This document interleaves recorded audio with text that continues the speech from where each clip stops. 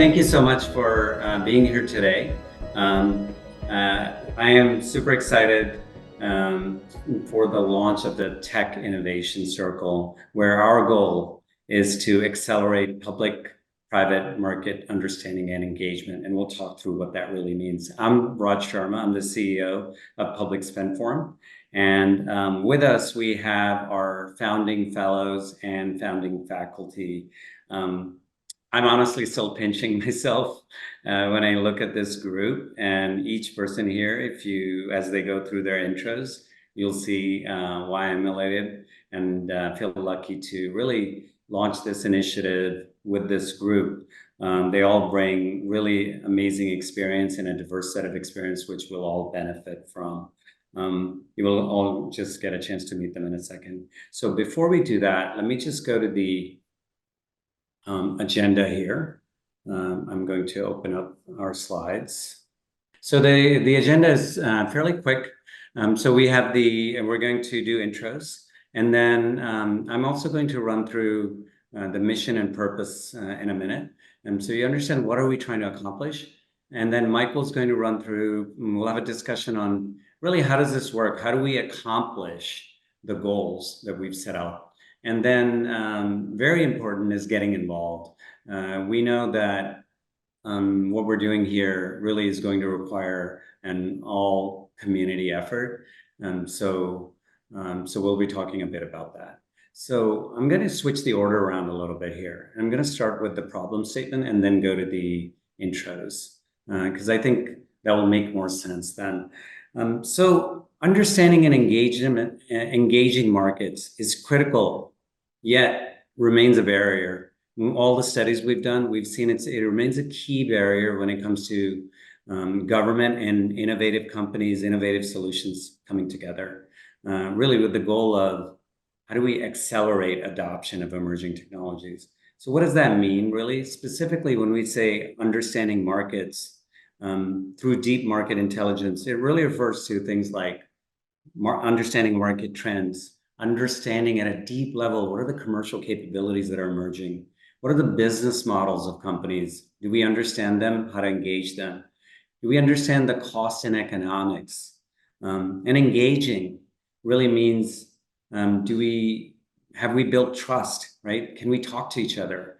Can we get in a room and collaborate? Because that's ultimately, we know what it takes, not just the initial purchase, but actually collaborating to drive the outcome. So with that being the problem statement, our purpose is, as the Tech Innovation Circle, we're building a experiential learning program for really seasoned leaders. So we all know we can learn at any time, but this is an experiential learning program where leaders who want to accelerate technology adoption through market intelligence, better engagement, come together so we can drive outcomes faster.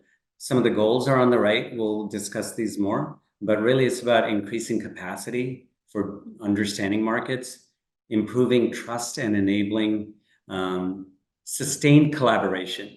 And I think many of the people here have facilitated many groups before, so they can talk to them, mobilizing a community, as we said, and then positively impacting over time really big challenges. And Michael and everyone will talk about that a little bit, the project we're going to start with. And our goals is ultimately reducing barriers, increasing trust, increasing engagement of more firms participating, and accelerating scale and commercialization. So with that, I'm going to go to intros, and I'm just going to come off of screen sharing here so we can see everybody.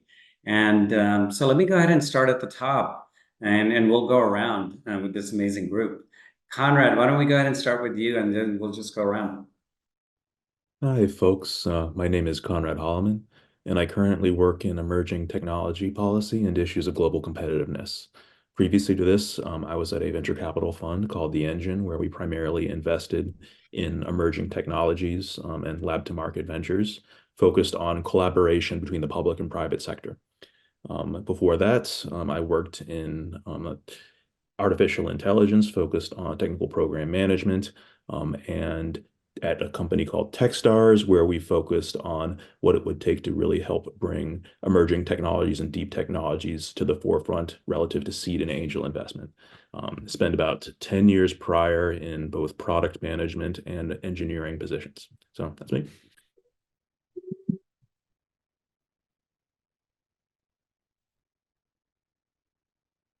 Great, thanks, Conrad. Sorry, and that would go straight to Gavin.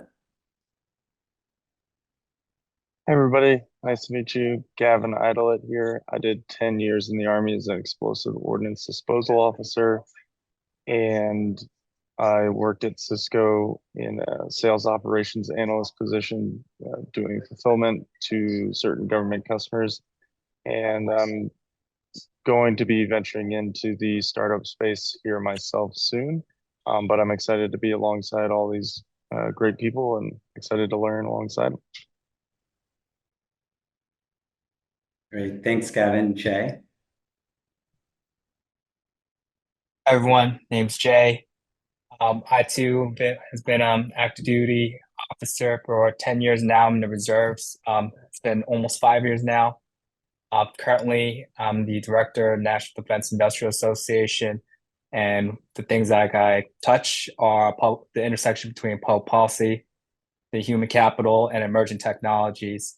And then within the wheelhouse, I have a particular focus and love for C2 architecture and all data related items. So nice to meet you all. Great, thanks, Jay. Tom. Happy to be here, everyone. Thomas Cole, professor of supply chain management, Arizona State University. Had 13 years in the private sector and now 17 in academia, and last 5 years with Homeland Security, working with them as a procurement innovation consultant. They're highly interested in integrating methodologies that reduce barriers to entry, and strongly committed to the mission that this group has to allow the public sector to, tap into the emerging market and ways in which they can do that. So happy to be here. Great, Tim. I thought I was at the bottom on the slide. Sorry. So Tim Lassiter, I am a professor of practice at the Darden School of Business at University of Virginia, formerly a partner at Booz Allen Hamilton, author of 2 relevant books of balanced sourcing around strategic sourcing, and a second one on strategic product creation. I co-authored with former chief technology officer of Whirlpool, who had been at DARPA and Lockheed Martin before Whirlpool. I am a bit of a dabbler around technologies. I'm leading our efforts at Darden in AI and the metaverse. Opening a course, we'll be doing a course in November up in DC in Sands Family Grounds up there as well. So I am, I'm the old guy and a dabbler, and looking forward to working with everybody. Great, thanks, Tim. Michael. Good afternoon, ladies and gentlemen. Michael Harrison, and I am excited to be here with you. So my background is in national security, but I possess a passion for aligning innovation, specifically American creativity, with some of these consequential national security related issues of our time. And so that is why I'm drawn to the Innovation Circle and why I'm excited to partner with each of you over the next several months and in the future. Great. Hopefully these are lifelong relationships if you didn't know already each other. Ty. Good afternoon, everybody. My name is Tyrone. Yes, it is spelled with an M, so you can just call me Ty. I spent just around 2 decades supporting the national security space. Those 3-letter agencies, 3 of the 5 I've been in and around. And what I do is build ecosystems in my head that I try to get those ecosystems to actually do something out in the world, where I marry strategy and business, the business model. How do you bring those pieces together? And so what I hope that I can bring is some sense of coherence around what we say we want to do and what we actually do, and then to help that kind of expand it out with all the parts of the network that I've built around over the last 20 plus years. Great. Thanks, Ty. Al? Hi there, my name is Elle Gale, and I apologize. I'm in an airport right now in DC, but that's because I've been working on behalf of Montana's photonics industry. Yes, it's a thing. But my background is in technology transfer and intellectual property management, both for the federal government and the commercial sector. So now what do? I work with both the DoD and the commercial sector to understand what their unmet needs are, where they see that they need critical technology fulfillment and innovation. And then I help find promising entrepreneurs in Montana and throughout the US and help build those companies. So really excited to work with you guys today. All right. And finally, Rob. Hi, everyone. Rob Hanfield. I'm the other old guy in the room. I'm a professor of supply chain management in the Poole College of Management at NC State.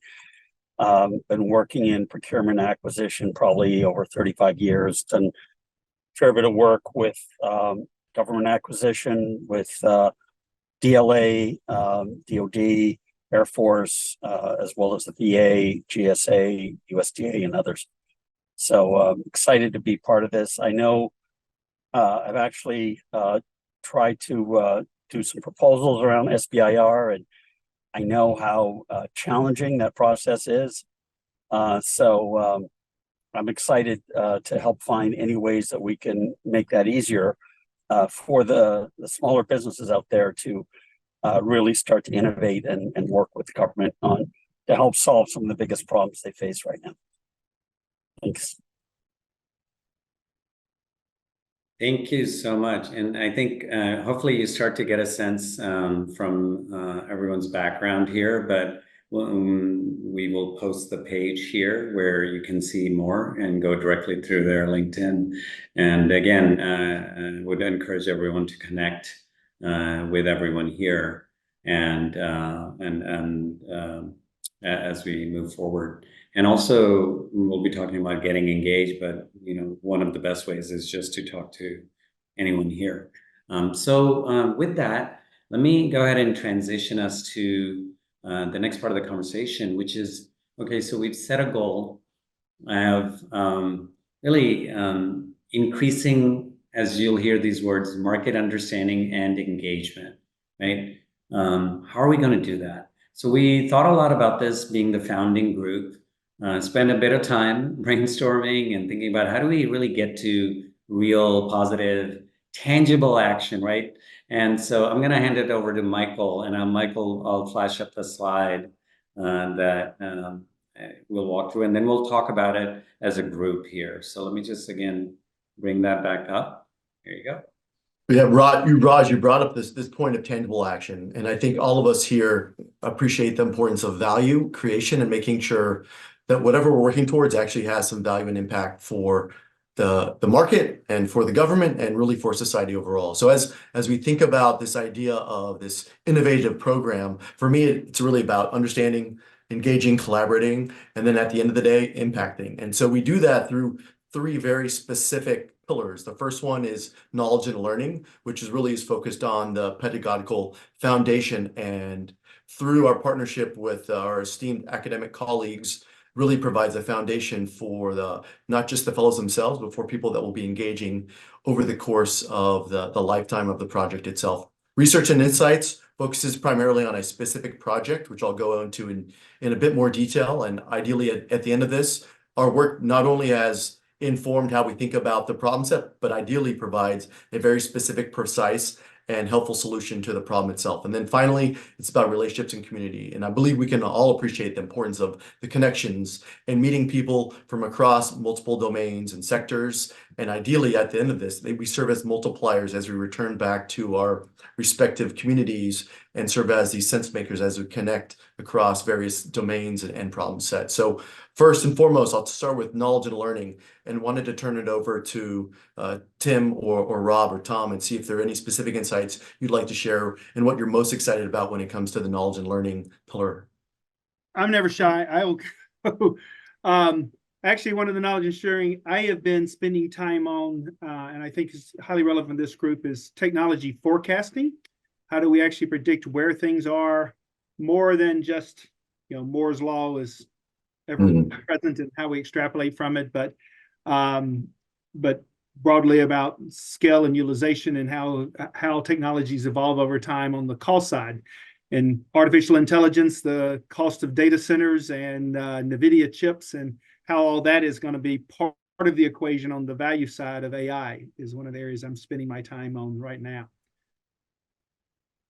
And it's just to Tim's point, I have zero background in understanding the AI domain, but as we look forward and look at innovation, obviously that will have a huge impact. So the beauty of the education is you're bringing complementarity of perspective and deep domain expertise together. We harness that, and ideally we pursue it and focus it on a very specific problem set. And so the second pillar we highlighted is the actual project itself. And so as Raj and the team talked through exactly how we think about the problem sets overall and the various projects we looked at, we settled on this question of what are some of the consequential national security challenges of our time and how can we make an impact? And so for us, we settled on the question of how do we help accelerate the commercialization of mission critical important technologies? And for us, the problem that a lot of these companies deal with when they navigate the DoD ecosystem, the government ecosystem, and bridge that gap is how do they successfully understand how to navigate the valley of death, specifically transitioning from a startup or an initial SBIR contract into a long-term successful program. And then secondarily, figuring out how do you commercialize and scale that. And so over the course of our time with the project, we really will focus on identifying and figuring out across a specific model of how you would do that successfully and scale that and then apply that across multiple case studies. So at the end of this, with a specific symposium and paper that is not just a white paper, but more importantly, a proposal roadmap on how future companies and firms, the exact types of firms that Elle is leaving DC supporting and across Montana, and how that blueprint can help successfully support these innovative ideas that separate us from any other innovative ecosystem on Earth.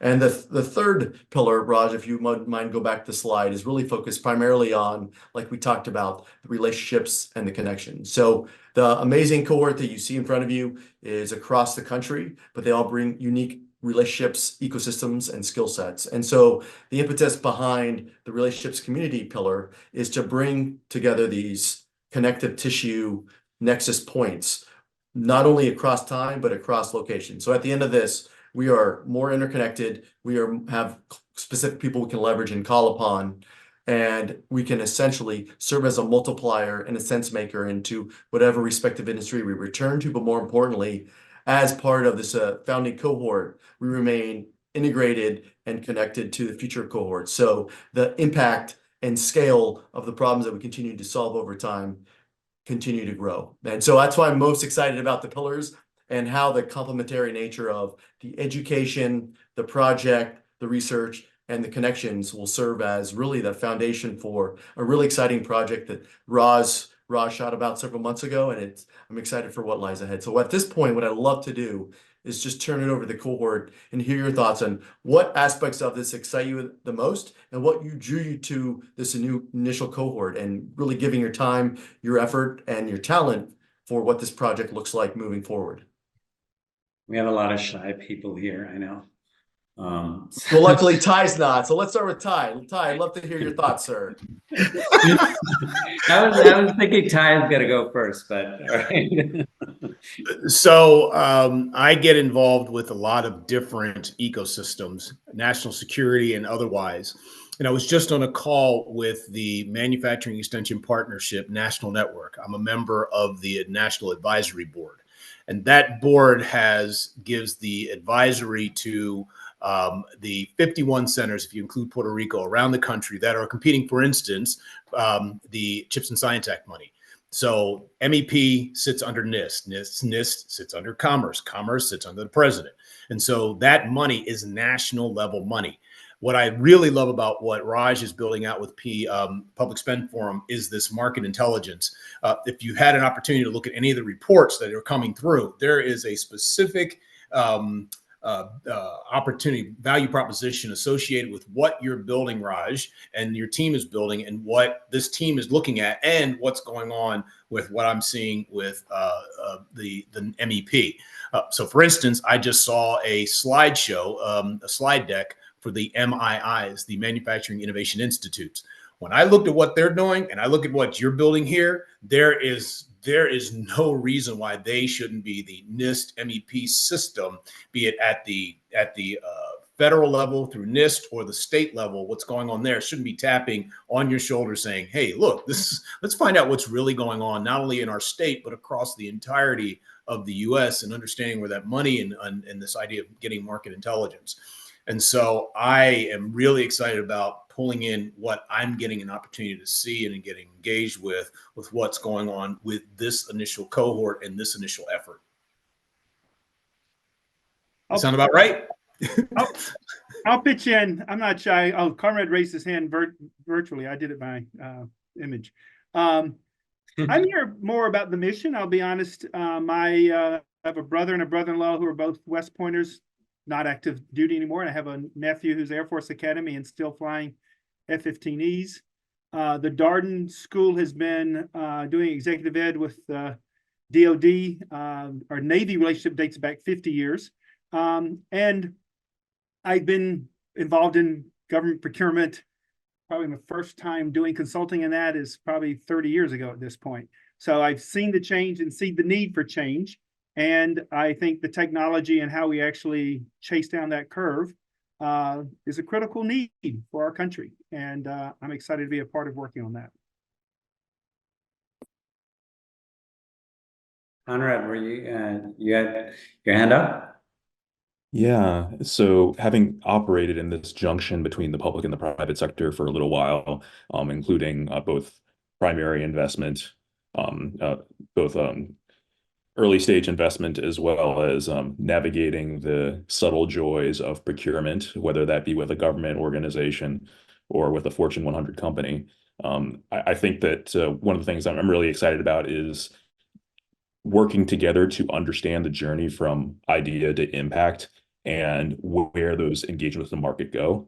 And also getting clarity and driving clarity across both public and private stakeholders to think about the network, think about the market in a similar way. Because what I have noticed across innovation ecosystems is you can say words like market or investment, and they will mean 5 different things to 5 different people. And a lot of the challenge in this particular community is making sure that we're operating under, I'll show a little bit of my DoD background here, the head space and timing on what we're trying to accomplish. It's easy to look at this field and think, okay, it's about the network, it's about who we know, or it's about the infrastructure, it's about the tools that we have available in our ecosystem, or it's about the capital, right? But when you're trying to cross the valley of death, capital is necessary but not sufficient. Cash does not rule everything around us. There's a lot of need that we have to make sure that we have the right people and the right infrastructure and the right network at the right times. And I'm looking forward to engaging with this community to help map that out and really understand where the gaps are and where the opportunities are that we have not even seen yet. Absolutely. No, well said, Conrad. And Tom? Yeah, I want to build off what Conrad was getting to add on to that list of needed ingredients are the people. And I've worked quite a bit on with helping convert some of the mindsets of the folks on the public side in what they do and what they're all what they're up against. And the part that I'm very excited about with this group is helping set up ways in which industry can help government and how government can help industry think through these ways in which to work together that could be quite different. One of the really nice things that I like complaining about a lot is the CPARS system. The CPARS system is very scary for industry and not very useful for the government. They don't look at it very much. And I think it's crucial to understand how performance is such a an important conversation, particularly when you're talking about taking risks with new technology. There's a big concern about performance, and getting clarity around how to manage that well and manage risk is key. There's a lot of risk aversion on the public side for good reason, and for not good reason. So I think unearthing some of these underlying structures that are getting in everyone's way, and then helping people through that in structured and be frank, we don't even know some of those solutions. So great to be part of that conversation. You said a dirty word, by the way, Tom, performance. That's not something that's often thought of or measured, especially in public sector, to be very candid. So I think that is a huge need, as you stated, but often not practiced at all. So we make investments and then we forget about them and we keep funding them. We keep funding them and we keep funding them. Right. And that's how things work. So we need to change that, and not just for, because we need better solutions for our country, for accelerating. If we want to accelerate, we need to get rid of things that don't work, find that out faster, and then move towards things that work, right? And double down and triple down on that. So totally agree. I see a number of hands up. So maybe we'll start at the left, L, and then Gavin, and then Rob. Yeah, I think you guys were having a great conversation about big picture and also taking it down to the founder level. What are the problems out there? We should be building solutions and products around problems.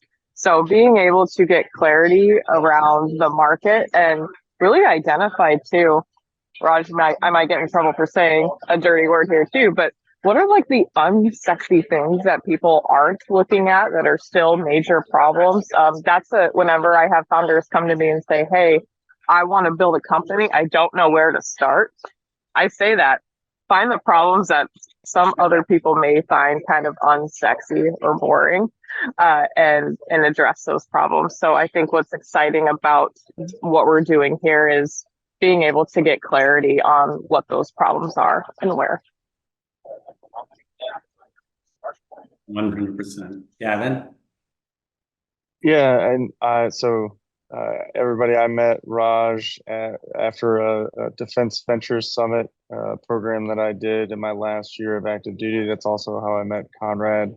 And when Raj called upon me to join the team, I was super excited because he's a great person, Conrad's a great person, and I'm motivated by great people. And Raj told me this was going to be a program to get actionable insight out into the world, so that way people can use this information to bridge the gap and to be productive out there. And I'm all about providing actionable intelligence, so that way we can actually make a difference, not just have more and more conversations, because at the end of the day, 0 to 1, we need to make it happen. So I'm happy to meet more people in this group and to be here and excited for this opportunity. So glad we met at that happy hour, Gavin. Rob and Jay. Yeah, everyone. I think in my experience, and I've done some research on this issue of crossing the Valley of Death. Have some research I've done first with a group in the U.S. Air Force, and then also with looking at it for the application of additive manufacturing specifically, and how it was used with British Aerospace. But then also how it was used with in a nonprofit setting. And so I think the idea of public-private engagement in these sort of neutral centers of excellence, where different parties from academia, government, and engineering and so forth can come together focused on specific technologies, is really, really important. And when you have sort of a neutral site where they all come together, that's where you really start to see the right dialogue and the right mix of discussion. And I've got some insights I can share with the group on that. The other thing I want to say, one of the big barriers is the prime vendors, and so often you know, and I'm on the board of CAPS, Center for Advanced Purchasing Studies, and in my opinion, what we've observed is the government contracting, private sector companies are some of the least developed in terms of acquisition strategies and really modern procurement practices. And they are the first to, you know, kind of debunk innovation and hold it back. They are not innovation friendly. They would rather go with, you know, tried, proven technologies that you know, are out there. So I think that's something that you know, to really make this happen, we're going to have to win over prime vendors, because they're a big barrier to this problem. Yes. Sorry, just By the way, my observation. Definitely. And many of you might have seen Rob and I got a chance to work. We've known each other for 20 years almost, I feel like, Rob.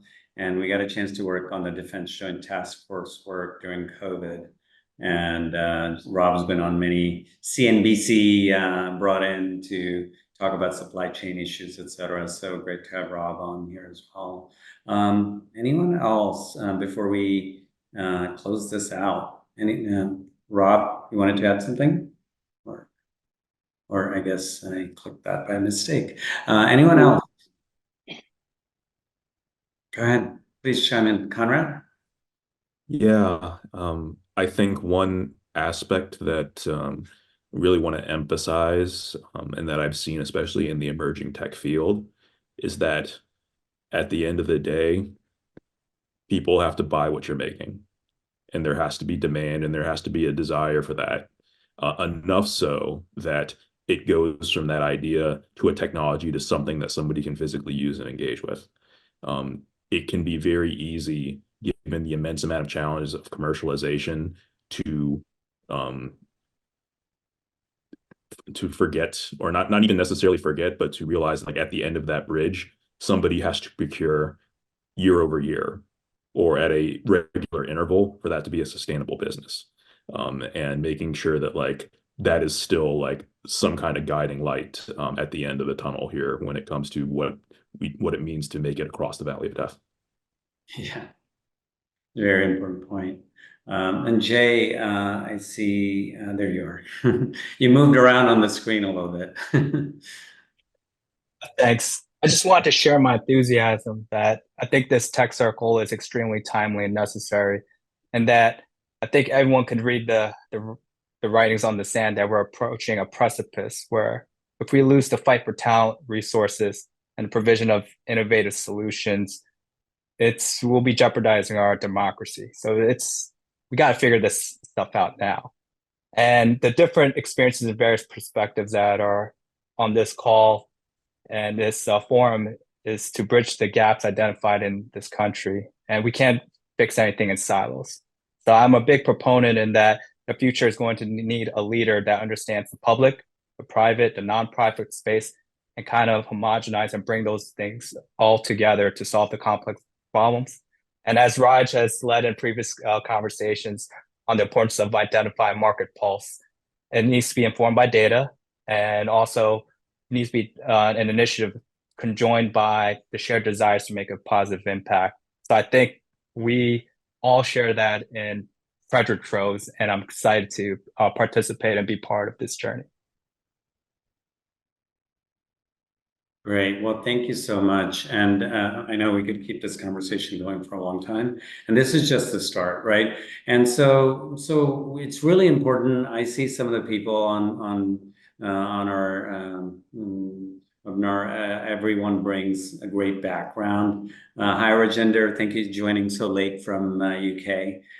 So we'll definitely have to have Professor Vandal on and speak to some of the work she's doing as well in one of our sessions. So let me just close this out by encouraging all of you to just get involved. And we have on our site a place to add your name, but join the community, and we'll have the link on this page, and as we chatted in as well. And then we have some events already scheduled. Others will be more spontaneous.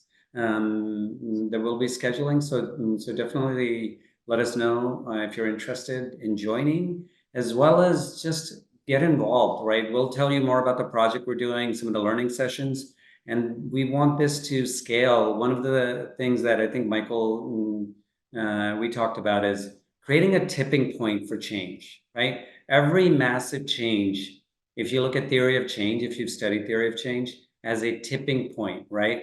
And it doesn't require more than 10, maybe it's 15%, sometimes 20, sometimes 10. It depends on what it is. So the faster we can get more people involved, not just this group here, right? We're just kind of trying to shepherd this process and get it launched, right? But we need everyone involved. So that's my encouragement to everyone.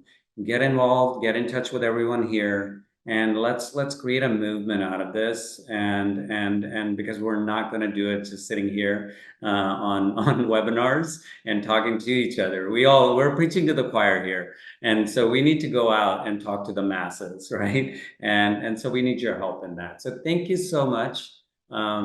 Really, again, I will say I'm pinching myself still, and so excited to get this going. And we'll see you very soon with more details and more action. Thank you so much. Thanks for joining.